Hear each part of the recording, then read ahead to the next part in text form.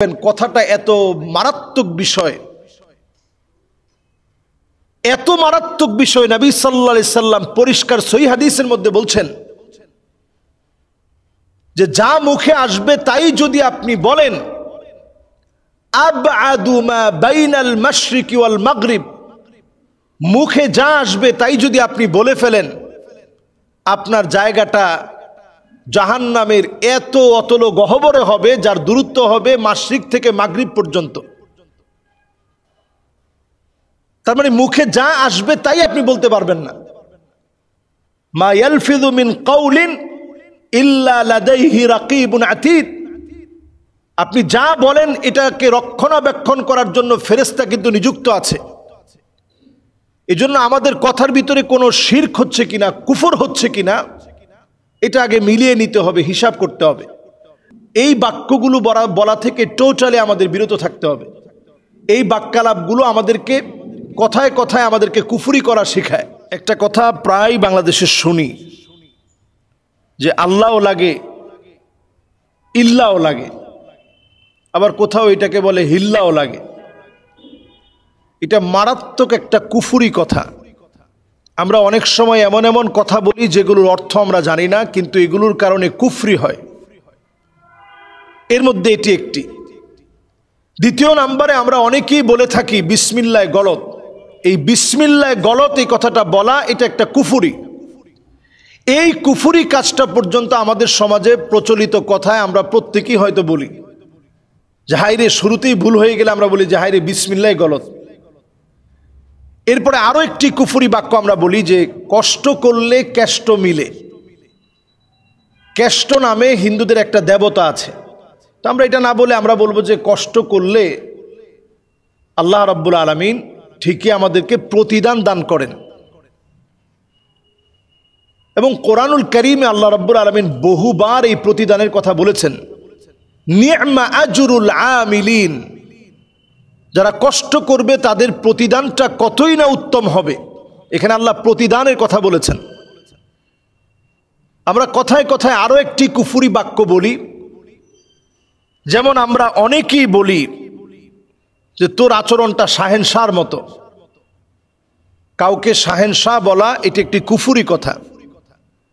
শাহেনশাহ হচ্ছেন আল্লাহ সুবহানাহু ওয়া তাআলা। কাউকে শাহেনশাহ বলা যাবে না, এটা একটা কুফরি কথা।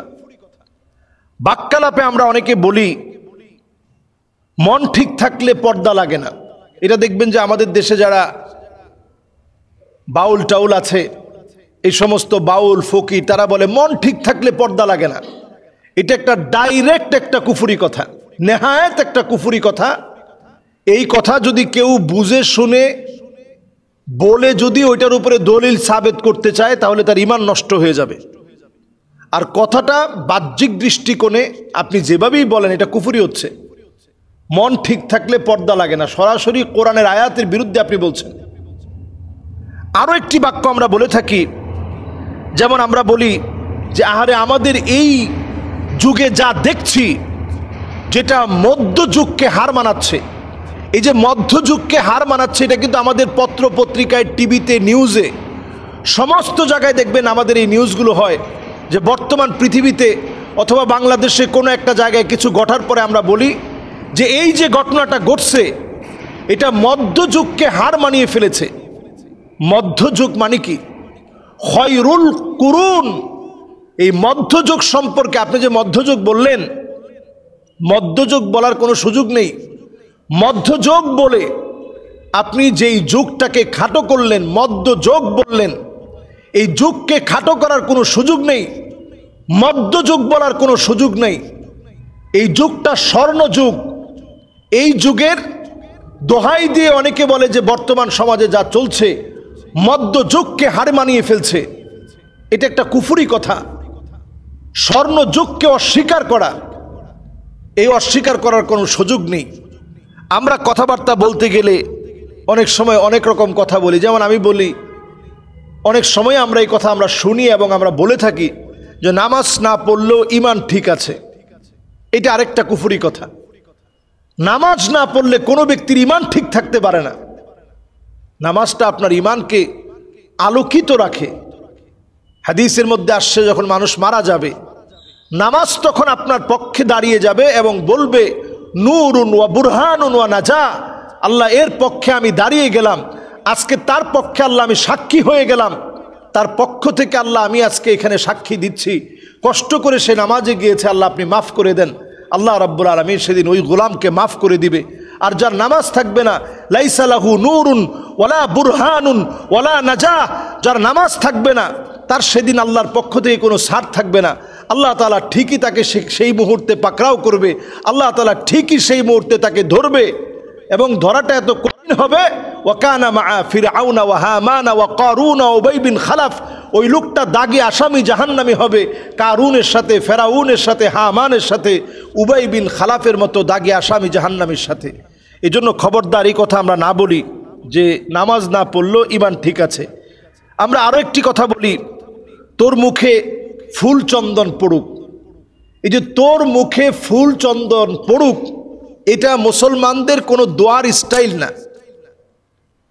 তোর মুখে ফুল চন্দন পড়ুক এই জাতীয় দোয়ার স্টাইল মুসলমানদের মধ্যে নাই।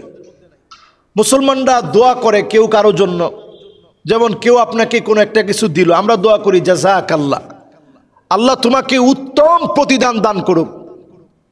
আমরা দোয়া করি হাইয়াকুমুল্লাহ, আল্লাহ তোমার হায়াতের ভিতরে বরকত দান করুক।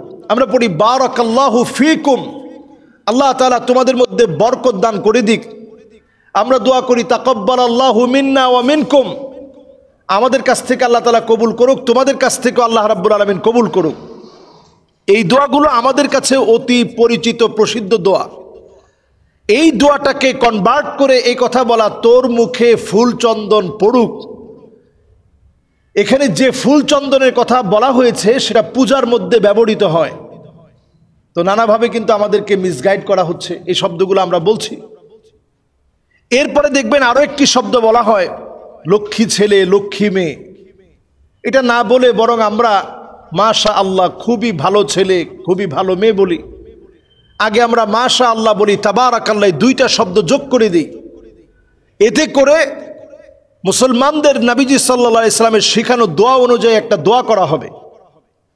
এরপরে আমরা কথায় কথায় আরো একটি বিষয় আমরা বলি যে মহাভারত অশুদ্ধ হয়ে গেল নাকি, এই কথাটা বলে আমরা মহাভারতের নামটা নিয়ে থাকি। আমরা এটা না নিয়ে কাউকে ছোট করাও দরকার নাই, কাউকে ছোট করাও দরকার নাই, আমার কথার অথেন্টিক কথাটাকে ছোট করাও দরকার নেই, খাটো করাও দরকার নেই। মহাভারত শুদ্ধ কি অশুদ্ধ সেটা নিয়ে কথা বলার দরকার নেই। আমি যেহেতু একজন মুসলিম, আমি বলবো যে ভাই আপনি আল্লাহর দিকে তাকায় সঠিক কথাটা বলেন। আরে ভাই আমি যে কথাটা বলছি এর কারণে কি হয়ে গেল, এমন কোনো অন্যায় কথা তো আমি বলিনি, কথাটাকে আমরা এইভাবে বলার চেষ্টা করি। খেয়াল রাখবেন কথাটা এত মারাত্মক বিষয়, এত মারাত্মক বিষয়। নবী সাল্লাল্লাহু আলাইহি সাল্লাম পরিষ্কার সহিহ হাদিসের মধ্যে বলছেন যে যা মুখে আসবে তাই যদি আপনি বলেন, আবআদু মা বাইনাল মাশরিকি ওয়াল মাগরিব, মুখে যা আসবে তাই যদি আপনি বলে ফেলেন, আপনার জায়গাটা জাহান্নামের এত অতল গহ্বরে হবে যার দূরত্ব হবে মাশরিক থেকে মাগরিব পর্যন্ত। তার মানে মুখে যা আসবে তাই আপনি বলতে পারবেন না। মা ইয়ালফিযু মিন কাউলিন ইল্লা লাদাইহি রাকিবুন আতীদ, আপনি যা বলেন এটাকে রক্ষণাবেক্ষণ করার জন্য ফেরেশতা কিন্তু নিযুক্ত আছে। এজন্য আমাদের কথার ভিতরে কোনো শিরক হচ্ছে কিনা, কুফর হচ্ছে কিনা, এটা আগে মিলিয়ে নিতে হবে, হিসাব করতে হবে। যে বাক্যগুলো বললাম এই বাক্যগুলো বলা থেকে টোটালি আমাদের বিরত থাকতে হবে। এই বাক্যালাপগুলো আমাদেরকে কথায় কথায় আমাদেরকে কুফরি করা শেখায়।